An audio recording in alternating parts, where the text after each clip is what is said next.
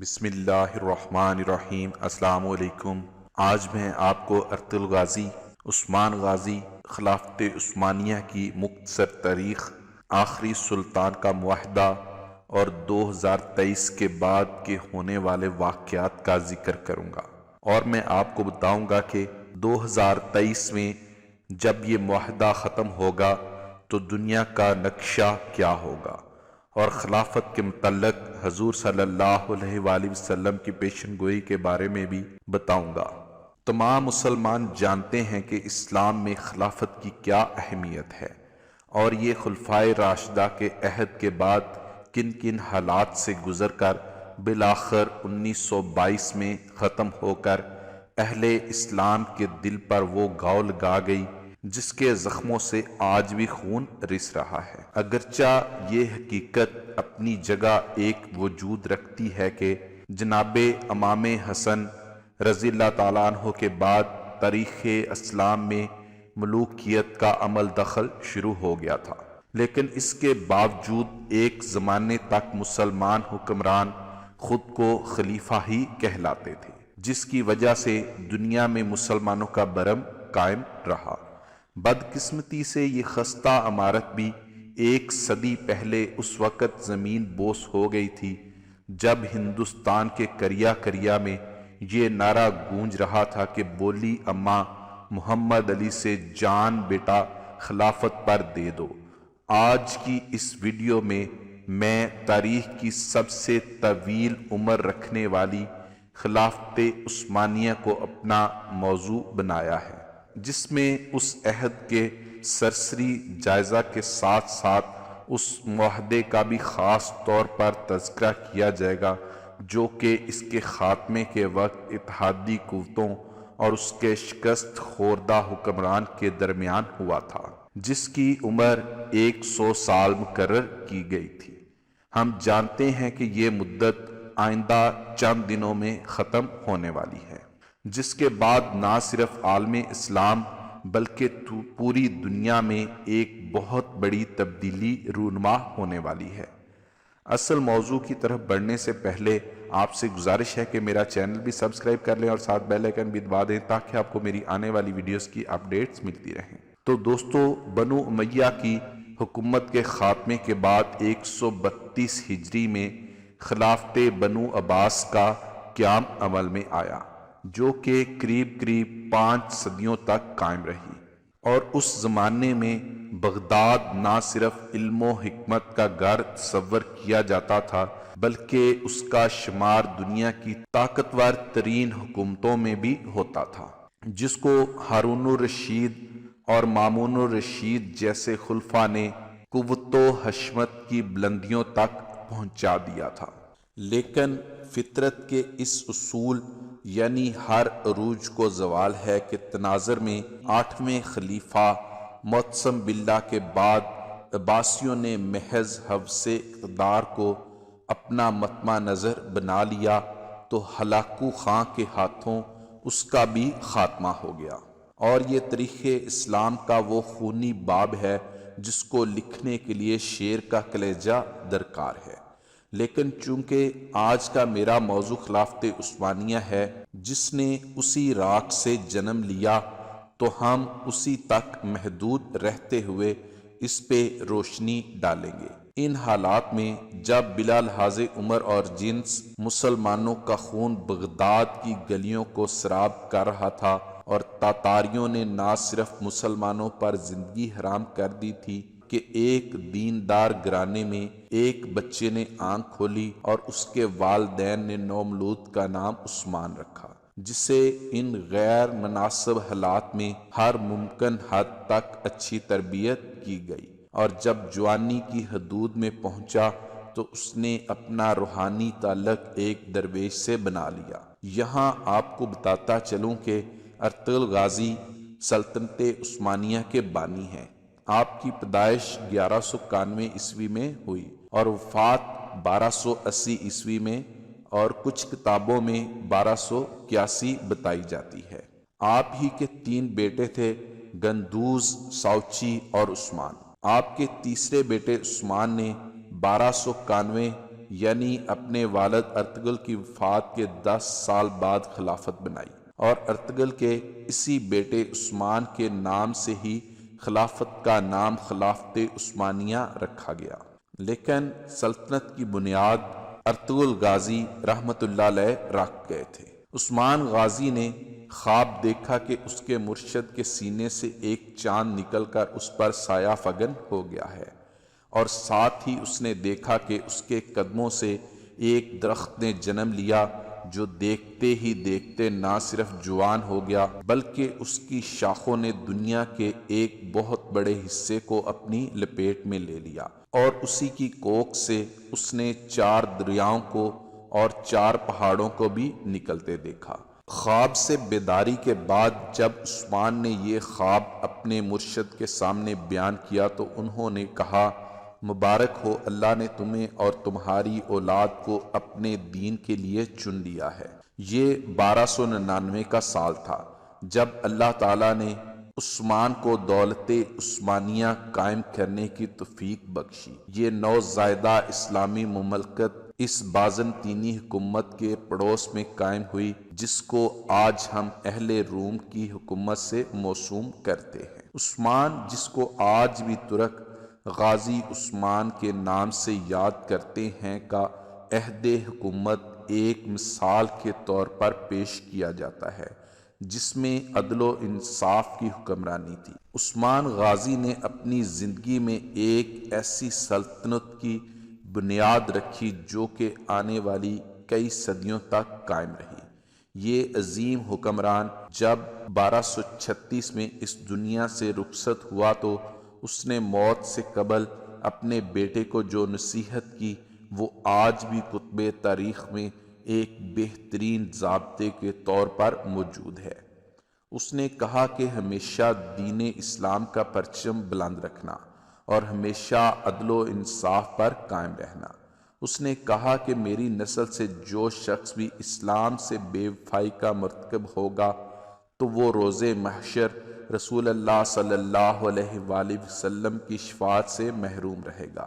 اور پھر اس کے بعد 627 سال تک دولت عثمانیہ پر اسلامی خلافت قائم رہی، جس دوران کئی ایک نامور حکمران آئے جنہوں نے اس کی آبیاری کرتے ہوئے اسے پوری دنیا کی ایک عظیم سلطنت میں بدل دیا۔ مگر آنے والے وقت نے ثابت کیا کہ عثمان کے خواب میں آنے والے دریاؤں میں دجلہ، فرات، نیل اور دریائے تیمور شامل تھے، جبکہ پہاڑوں میں کوہ طور، کوہ بلقان، کوہ کاف اور کوہ اطلس تھے، جو کہ بعد ازاں اس کی سلطنت کا حصہ بنے۔ جیسا کہ میں نے عرض کیا ہے کہ 1922 میں اس خلافت عثمانیہ کو ایک بین الاقوامی معاہدے کی روح سے ختم کر دیا گیا، جس کے بعد اسلامی حکومت مرکز کی چھتری سے نکل کر علیحدہ علیحدہ حصوں میں بٹ گئی۔ لیکن ہم میں سے بہت کم لوگ ہیں جو اس معاہدے کے بارے میں جانتے ہیں، جس کی تفصیل میں آپ کے سامنے رکھوں گا۔ ان کو جاننے کے بعد امید ہے کہ آپ دنیا کے موجودہ حالات اور اس میں عالم اسلام کی حالت زار کے بارے میں بہتر طور پر تجزیہ کر سکیں گے۔ جب پہلی جنگ عظیم کے بعد ترکوں کو شکست فاش کا سامنا کرنا پڑا تو اس کے بعد اتحادی ممالک جن میں برطانیہ اور فرانس جیسی قوتیں شامل تھیں، انہوں نے ترک سلطان سے معاہدے میں یہ شرائط منوائیں جن کے مطابق سلطان کی تمام ذاتی املاک کو ضبط کر لیا گیا۔ خلافت عثمانیہ کے 3 بر اعظموں پر پھیلی سلطنت کو توڑ دیا گیا، اور آپ اس کی وسعت کا اندازہ لگانا چاہیں تو حیران رہ جائیں گے۔ اس کو توڑنے کے بعد دنیا میں 40 نئے ممالک وجود میں آئے، جن میں آج کی دنیا کے بیشتر اسلامی ممالک شامل ہیں۔ گویا مسلمانوں کی قوت مختلف 40 دائروں میں بٹ گئی،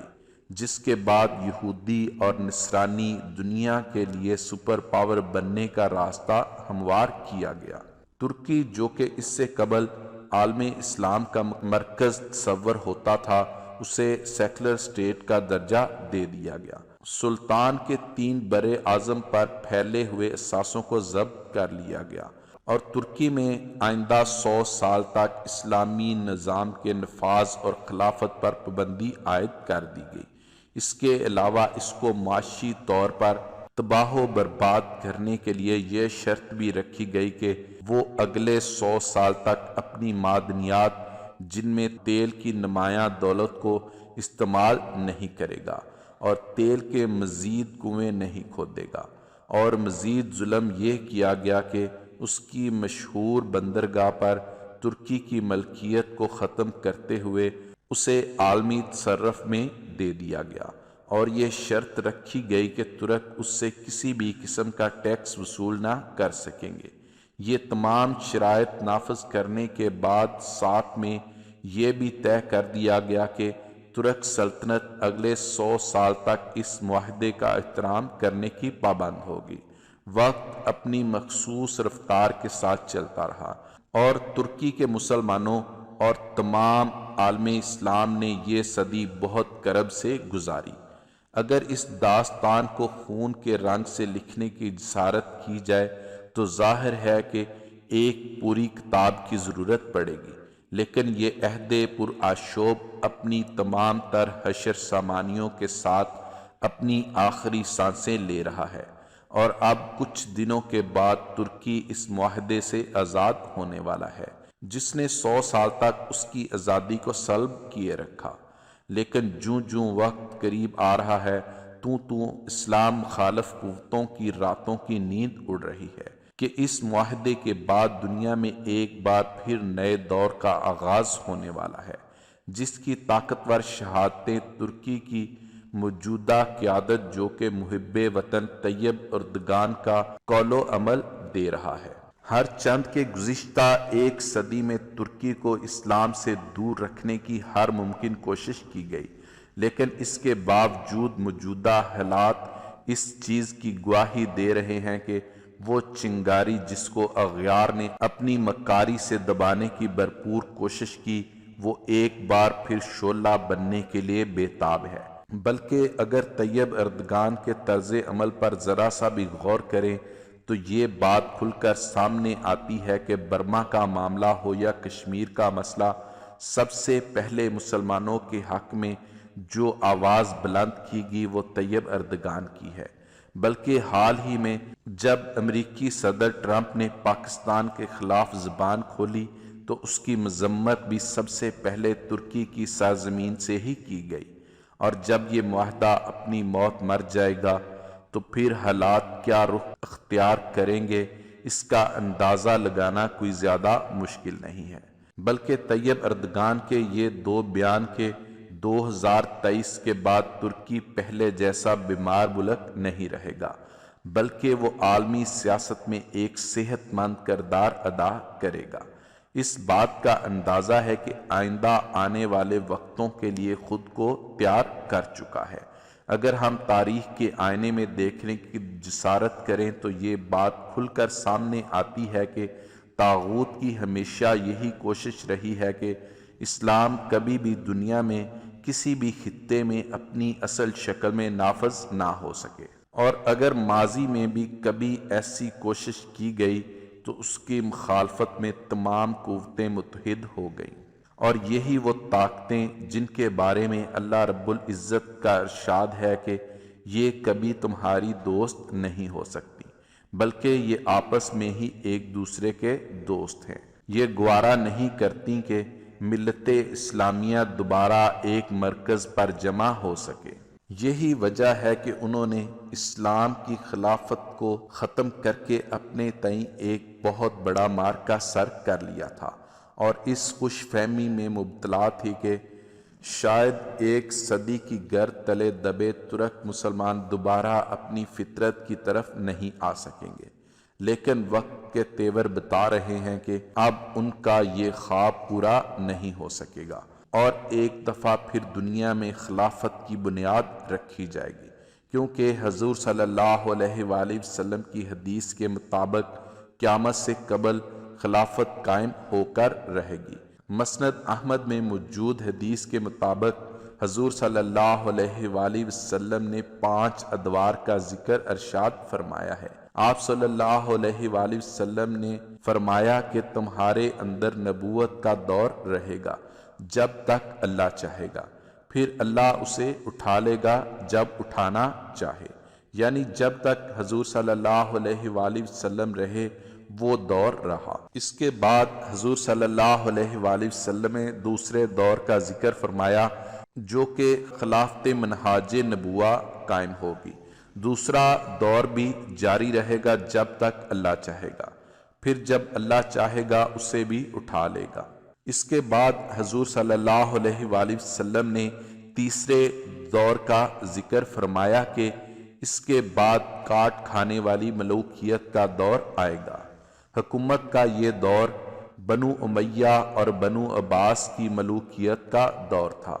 اور آپ نے ارشاد فرمایا یہ دور بھی رہے گا جب تک اللہ چاہے گا، پھر اسے بھی اٹھا لے گا، یعنی ختم فرما دے گا۔ پھر حضور صلی اللہ علیہ وآلہ وسلم چوتھے دور کا ذکر فرمایا، پھر جابرانہ بادشاہت کا ایک دور آئے گا۔ جابرانہ بادشاہت سے مراد غیروں کی غلامی کا زمانہ ہے۔ پھر حضور صلی اللہ علیہ وآلہ وسلم نے 5ویں دور کا ذکر فرمایا کہ خلافت منہاج نبوہ قائم ہوگی، یعنی پھر پہلے ہی کی طرح خلافت کا دور آئے گا جو نبوت کے نقش قدم پر ہی قائم ہوگا۔ ہمارا ایمان ہے کہ وہ دور لازم آئے گا جس کی خبر حضور صلی اللہ علیہ وآلہ وسلم نے دی ہے۔ آپ سچے ہیں اور آپ کی خبر کبھی غلط نہیں ہو سکتی۔ پیارے دوستو، خلافت عثمانیہ کی سرزمین پر طیب اردغان جیسی شخصیت کی موجودگی اس بات کی دلالت کر رہی ہے کہ شاید آنے والا وقت ایک بار پھر اس امت کو ایک جھنڈے تلے جمع کرنے کی یہ اپنی چال چل چکا ہے۔ ہماری دعا ہے کہ اللہ تعالیٰ وہ وقت جلدی لائے، آمین۔ پسند آئے تو لائک اور شیئر بھی کر دیں، شکریہ۔